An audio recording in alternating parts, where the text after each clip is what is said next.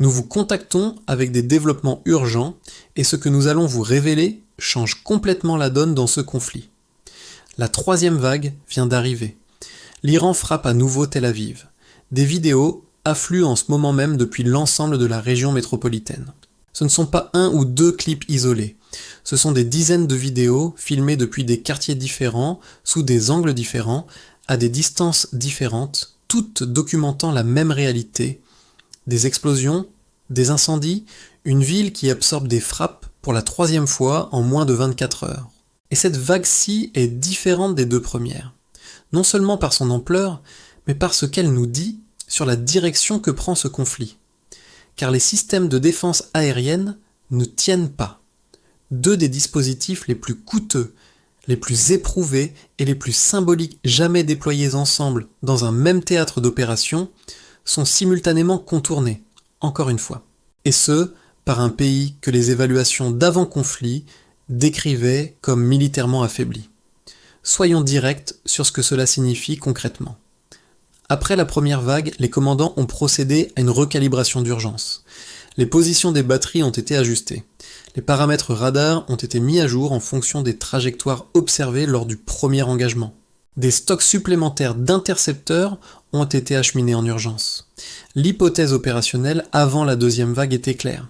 Les enseignements de la première avaient été intégrés et l'architecture défensive était mieux positionnée pour répondre.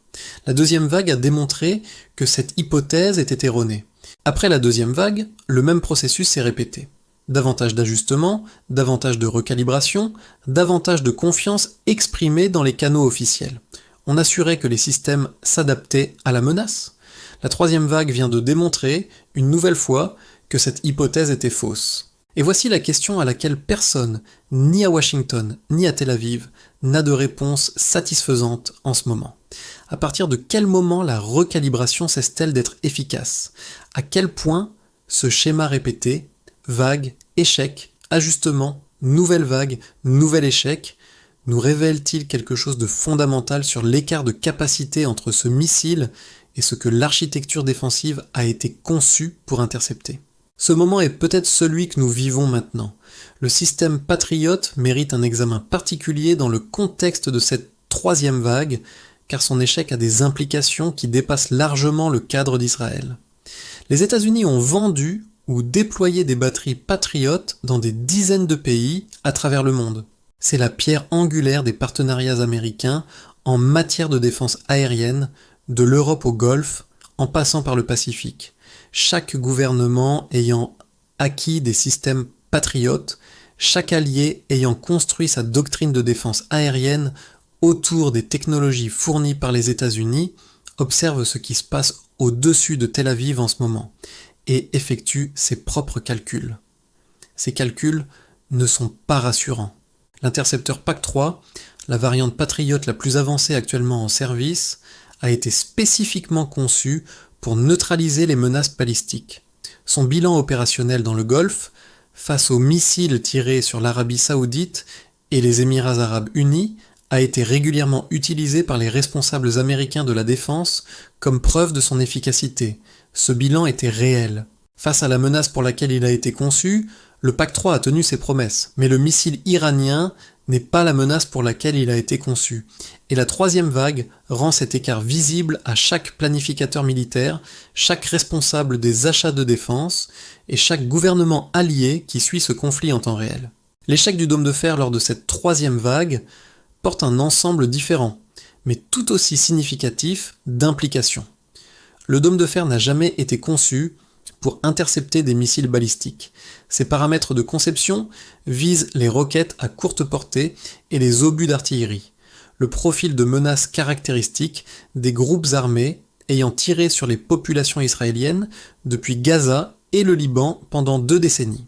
Ces taux d'interception contre cette catégorie spécifique de menaces ont été véritablement impressionnants, cela n'est pas contesté.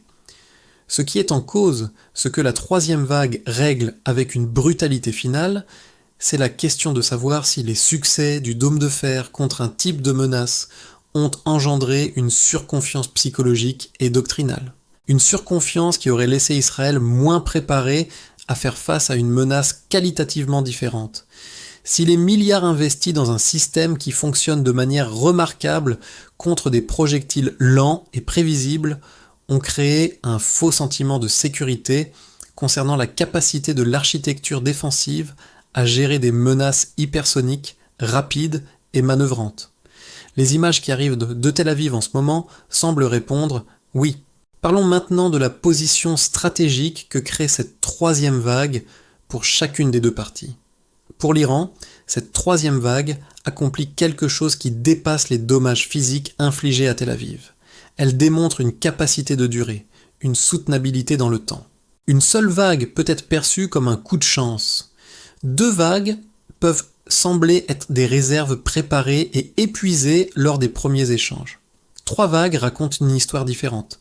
Trois vagues indiquent que la capacité offensive de l'Iran n'était pas un stock limité destiné à s'épuiser dans les premières heures du conflit. Trois vagues signifient que les planificateurs militaires iraniens ont construit cette capacité avec suffisamment de profondeur pour soutenir une campagne prolongée, pas seulement une démonstration de force ponctuelle. Cette soutenabilité transforme radicalement l'ensemble du tableau stratégique. Si Israël et les États-Unis ne peuvent avoir la certitude qu'une quatrième, cinquième ou sixième vague ne viendra pas. Et après trois vagues, il n'existe aucune base rationnelle pour cette certitude. Alors chaque décision concernant l'escalade, la poursuite des opérations, la portée et la durée de ce conflit doit être prise sur fond d'une capacité iranienne ouverte et indéfinie à frapper Tel Aviv. Ce n'est pas le contexte qui était anticipé lorsque cette opération a été planifiée. Pour Israël, la pression politique intérieure générée par une troisième vague frappant Tel Aviv atteint un niveau difficile à surestimer. L'opinion publique israélienne a absorbé la première vague avec stupeur, la deuxième avec un mélange de peur et de détermination. La troisième vague est autre chose. Elle pose une question à laquelle l'opinion publique et la classe politique israélienne exigeront une réponse. Quelle est la stratégie ? Non pas la stratégie pour la prochaine frappe en Iran, mais la stratégie pour empêcher les missiles iraniens d'atteindre les villes israéliennes. La stratégie pour défendre une population qui regarde en ce moment son principal centre métropolitain absorber un troisième bombardement consécutif. Cette question n'a pas de bonne réponse aujourd'hui. Et l'absence de bonne réponse est politiquement explosive dans une démocratie sous le feu. Pour l'administration américaine, cette troisième vague arrive au pire moment possible du cycle politique intérieur. Nous avons largement couvert dans nos analyses précédentes la trajectoire que crée la hausse soutenue des prix du pétrole et la prolongation du conflit pour les calculs électoraux à venir. La troisième vague ajoute une couche supplémentaire à ce problème politique. Non seulement la douleur économique liée à la fermeture du détroit d'Ormuz et les prix du pétrole poussant vers et au-delà de 100 $ le baril, mais aussi l'impact visuel et émotionnel de technologies de défense aérienne fournies par les États-Unis qui échouent, 3 fois de suite, à protéger une ville alliée majeure contre des frappes de missiles. Les industriels américains de la défense, la crédibilité militaire américaine et les engagements d'alliance américains sont tous visiblement mis à rude épreuve dans les images qui arrivent de Tel Aviv ce soir. Cette mise à l'épreuve va générer des auditions au Congrès. Elle va susciter des attaques politiques de l'opposition. Elle va provoquer des questions de la part de chaque allié américain dans le monde entier sur la fiabilité des systèmes de défense et des engagements de sécurité sur lesquels repose l'architecture défensive américaine. Aucune de ces questions n'est simple. Aucune n'a de réponse satisfaisante. Il existe une réalité militaire plus dure sous toute cette analyse politique qu'il convient d'énoncer clairement. Les États-Unis et Israël ont engagé ce conflit avec une théorie de la victoire bien définie. Frapper fort, frapper vite, dégrader la capacité militaire iranienne en dessous du seuil d'une riposte efficace, et atteindre les objectifs stratégiques. Dénucléarisation, changement de régime, ou une combinaison des deux, avant que le coût de l'opération ne dépasse la volonté politique de la poursuivre. 3 vagues de missiles frappant Tel Aviv suggèrent que la dégradation de la capacité de riposte iranienne ne s'est pas produite au rythme ni à la profondeur que cette théorie de la victoire exigeait, soit les frappes sur l'infrastructure de missiles iraniens ont été moins efficaces que prévu, soit les stocks de missiles iraniens étaient plus importants et plus dispersés que ce que les renseignements indiquaient, soit les deux à la fois. Chacune de ces conclusions exige une réévaluation fondamentale de la situation opérationnelle, non pas un ajustement tactique, mais une réévaluation stratégique complète. Car si l'Iran conserve la capacité de continuer à frapper Tel Aviv indéfiniment, la théorie de la victoire qui a lancé cette opération n'est plus viable sous sa forme originale. Ce qui la remplace est la question sur laquelle les commandants américains et israéliens travaillent en temps réel en ce moment, avec les images de la troisième vague sur tous les écrans du monde. Il existe 3 grandes voies possibles à partir de ce point. La première est une escalade continue. Intensifier considérablement les frappes sur le territoire iranien pour tenter de localiser et de détruire les capacités de frappe restantes.